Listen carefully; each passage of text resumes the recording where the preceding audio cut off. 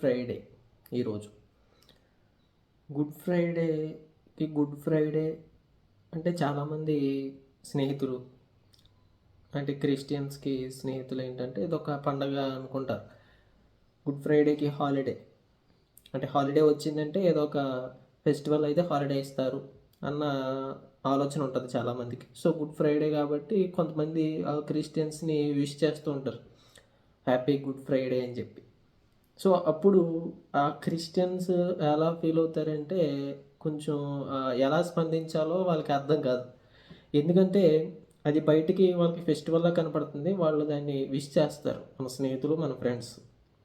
So క్రిస్టియన్స్కి ఆ విషయం ఎలా కనపడుతుంది అంటే ఆ గుడ్ ఫ్రైడే రోజుని యేసుక్రీస్తు వారు చనిపోయారు. సో చనిపోవడం అన్నది బాధాకరమైన విషయం. మనుషులుగా మనం దాన్ని చాలా బాధాకరంగా ఒక ఏదో సాడ్ థింగ్గా కోల్పోయిన విధంగా మనం బాధపడుతూ ఉంటాం.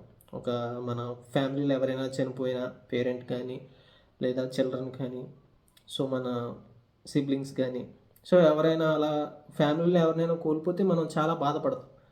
సో అయితే ఒక బిలీఫ్కి ఆధారమైన ఒక వ్యక్తి చనిపోయాడు. ఆ చనిపోయిన రోజుని గుడ్ ఫ్రైడేగా సెలబ్రేట్ చేస్తున్నారు చాలామంది. సో మరి చనిపోయినప్పుడు అది సాడ్ థింగ్ కదా, అది గుడ్ థింగ్ ఎలా అవుతుంది అని చాలామందికి అనుమానం వస్తుంది. అంటే ఆ రోజు ఆ చనిపోయారు కాబట్టి జీసస్ క్రైస్ట్, సో అది బ్యాడ్ థింగ్ అవ్వాలి కదా, గుడ్ థింగ్ ఎందుకు అయింది అన్నది మిగిలిన బయట ప్రజలకి అంటే క్రైస్తవులు కాని వారికి ఇదొక వింతగా విచిత్రంగా ఉంటుంది. అంటే గుడ్ ఫ్రైడే అని ఎందుకు పెట్టారు అని చెప్పి ఆయన చనిపోతే. సో గుడ్ ఫ్రైడే అని ఎందుకు వచ్చిందంటే ఆయన చనిపోవడం అన్నది మనుషులకి చాలా మేలైన విషయం, మంచి విషయం. అంటే ఒక వ్యక్తి చనిపోవడం అన్నది ఇంకొకరికి ఎలా మంచిది అవుతుంది? ఒక వ్యక్తి చనిపోయాడంటే అది బాధాకరమైన విషయం, అయితే ఇంకొకరికి అది ఎలా మంచి చేస్తుంది అన్నది చాలామందిలో సర్వసాధారణంగా వస్తుంది ఆలోచన. ఒక వ్యక్తి చనిపోవడం వల్ల కొన్ని వేల మందికి లేదా లక్షల మందికి, కొంతమంది జనాంగానికి అది మంచి విషయం జరుగుతుంది. ఎలా అంటే ఫర్ ఎగ్జాంపుల్ మనకి ఫ్రీడమ్ ఉంది. ఈ ఫ్రీడమ్ ఎలా వచ్చింది? మనకు 1947లో భారతదేశానికి స్వాతంత్రం వచ్చింది. ఎలాగంటే చాలామంది మన కోసము లేదా మన దేశం కోసము, మన దేశంలో ఉన్న ప్రజల కోసము, వాళ్ళ స్వతంత్రం కోసము వాళ్ళ ప్రాణాన్ని త్యాగం చేశారు. అంటే ఈ స్వతంత్ర సమర యోధులు వాళ్ళ ప్రాణాన్ని, వాళ్ళ కుటుంబాన్ని, వాళ్ళ జీవితాన్ని, వ్యక్తిగత జీవితాన్ని త్యాగం చేసి మన కోసం పోరాడి, భారతదేశ ప్రజల కోసం పోరాడి స్వాతంత్రాన్ని తీసుకుని వచ్చారు. సో అలాగా అంటే వాళ్ళ ప్రాణ త్యాగాల వల్ల ఏమైందంటే ఇప్పుడు ప్రస్తుతం మనం ఈ స్వతంత్రాన్ని అనుభవిస్తున్నాం. వాళ్ళ ప్రాణ త్యాగం వల్ల మనం సంతోషంగా బతుకుతున్నాం.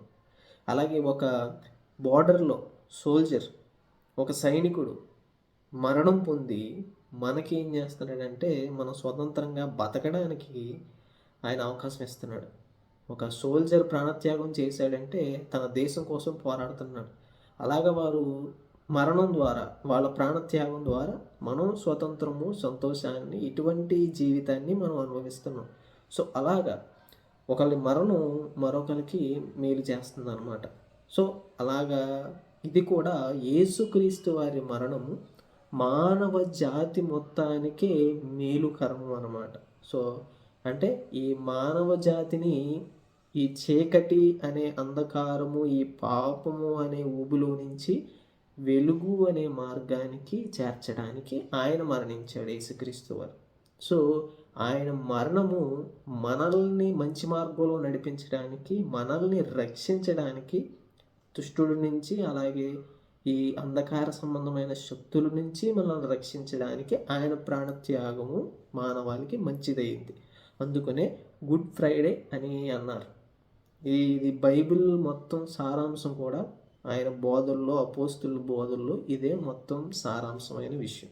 సో ఆయన మరణం మానవాళ్ళందరికీ ఏంటంటే రక్షణ కలుగజేస్తుంది. ఎప్పుడైతే ఒక మనిషి అతన్ని ఒప్పుకుంటాడో, అంటే వాళ్ళు నా కోసమే ప్రాణత్యాగం చేశారు, అని నువ్వు అంగీకరిస్తే నువ్వు ఆ స్వతంత్రాన్ని పొందుకోగలుగుతావు. సో ఆ ప్రాంతంలో నువ్వు ఉంటావు కాబట్టి నువ్వు ఈ ప్రాంతంలో నేను ఉండి ఈ భారతదేశంలో వాళ్ళు నా కొరకు ప్రాణత్యాగం చేశారు కాబట్టి నేను దానికి విధేయుడై ఉంటాను. భారత రాజ్యాంగానికి విధేయుడై ఉంటాను. భారత పౌరుడిగా నేను కొనసాగుతానంటే నువ్వు ఆ స్వతంత్రాన్ని అంగీకరించి కొనసాగించగలవు, నువ్వు దాన్ని పొందుకోగలవు. అలాగే యేసుక్రీస్తు వారు చేసిన ఆయన ప్రాణత్యాగాన్ని నువ్వు అంగీకరిస్తే, ఆయన పౌరుడిగా నువ్వైతే, సో నువ్వేంటంటే నువ్వు ఆయన రక్షణని పొందుకోగలవు, నువ్వు ఆ రక్షణలో కొనసాగగలవు అనమాట. సో యేసుక్రీస్తు వారిని అంగీకరిస్తే కనుక, అంటే ఆయన ప్రాణత్యాగం నా కోసమే చేశాడు అని నువ్వు అంగీకరిస్తే కనుక, అలాగే ఆయనలో నేను భాగం అవ్వాలి, నేను ఆయనలో చేరాలి అని నువ్వు అనుకుంటే కనుక, అంటే నువ్వు అందులో పౌరసత్వం సంపాదించుకోవాలి. అంటే చర్చ్లో నువ్వు పౌరసత్వం సంపాదించుకోవాలంటే బాప్తిజం ద్వారా నువ్వు పౌరసత్వాన్ని సంపాదించుకుంటావు. సో బాప్తిజం ద్వారా నువ్వు నూతనంగా జన్మించి మళ్ళీ రీబోర్న్ అయ్యి నువ్వు క్రీస్తులో కొనసాగుతావు. ఆ పౌరసత్వం ద్వారా నువ్వు ఆయన ఇచ్చిన రక్షణను నువ్వు పొందుకుంటావు. అది నువ్వు పబ్లిక్గా నువ్వేంటంటే అంగీకరిస్తున్నావు. సో అలాగ నువ్వు రక్షణ కొనసాగుతావు అనమాట, రక్షణ పొందుకుంటావు. సో ఇది ఈ గుడ్ ఫ్రైడేలో ఉన్న విషయం. అందుకనే గుడ్ ఫ్రైడే అని దీనికి పేరు వచ్చింది. ఇంకా ఏదైనా ఇన్ఫర్మేషన్ కావాలంటే, ఇంకా ఏదైనా దేని గురించి అయినా తెలుసుకోవాలనుకుంటే కామెంట్లో తెలియచేయండి. దాని గురించి మరొక వీడియోలో ఆ విషయాన్ని తెలుసుకుందాం.